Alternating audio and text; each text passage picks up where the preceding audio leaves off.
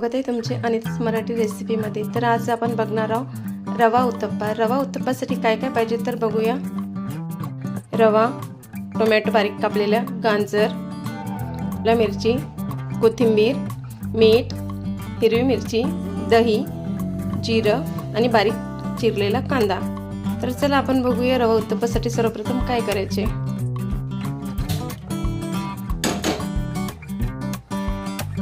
गॅसवर कढई ठेवली आणि ती गरम झालेली आहे। आता त्याच्यामध्ये आपण 1 वाटी रवा टाकू। 5 मिनिटापर्यंत असं फुल गॅसवर भाजून घ्यायचा। जास्त लालही नाही भाजायचा आणि पांढरा पण नाही ठेवायचा, मीडियम भाजायचा। 5 मिनिटाचा भाजून घ्यायचा हाय फ्लेमवर। तो गरम झाला की गॅस बंद करायचा। रवा सर्व साहित्य मिक्स करायच्या आधी रवा हा थंड होऊ द्यायचा आहे। लहान मुलांना आवडेल, खूप छान टिफिनसाठी ही रेसिपी एकदम परफेक्ट आहे। एक वेळ तुम्ही नक्की बनवून पहा। जो रवा भाजून घेतलेला आहे थंड झालेला आहे, छानपैकी झालेला आहे। त्याच्यात आपण टाकू आता शिमला मिरची। तुम्ही आवडीनुसार टाकू शकता, तुम्हाला काय काय पाहिजे याच्यात तर। टमाटर, हिरवी मिरची, कांदा, गाजराचा खीस कापून, पण कोथिंबीर, थोडंसं जिरं, दही टाकू आपण। हे सर्व मिक्स करून घेऊ।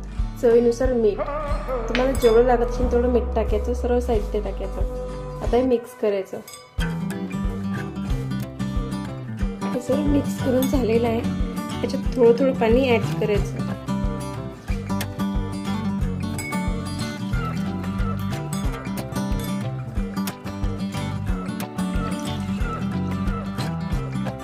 ते 15 मिनिटं असं झाकून ठेवायचं। हे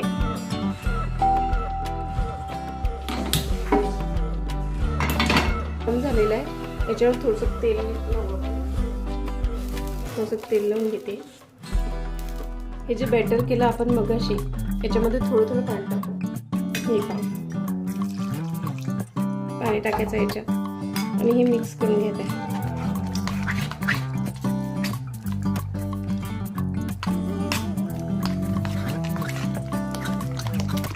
असं फेटून घ्यायचं आहे। याच्यात आपल्याला इनो किंवा सोडा, बेकिंग पावडर काहीच नाही टाकायचे। याच्यात अजून पाणी टाकायचं आहे आपल्याला।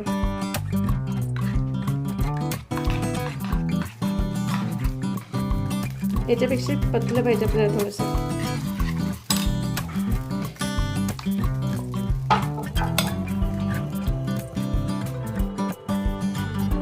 हे जसं पाहिजे तसं झालेलं आहे आपलं। तवा गरम झालेला आहे।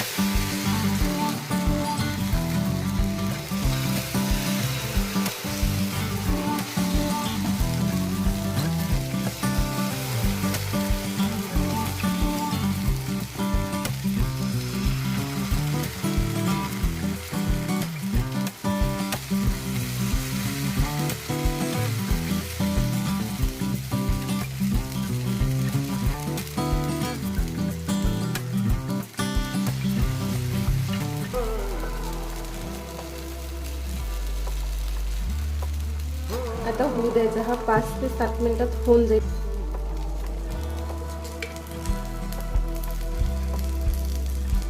बस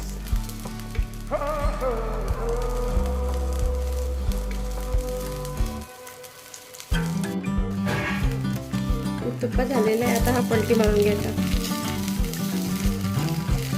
तेल तुम्ही याला तुमच्या हिशोबानुसार लावू शकता, किती लावायचं, काय लावायचं।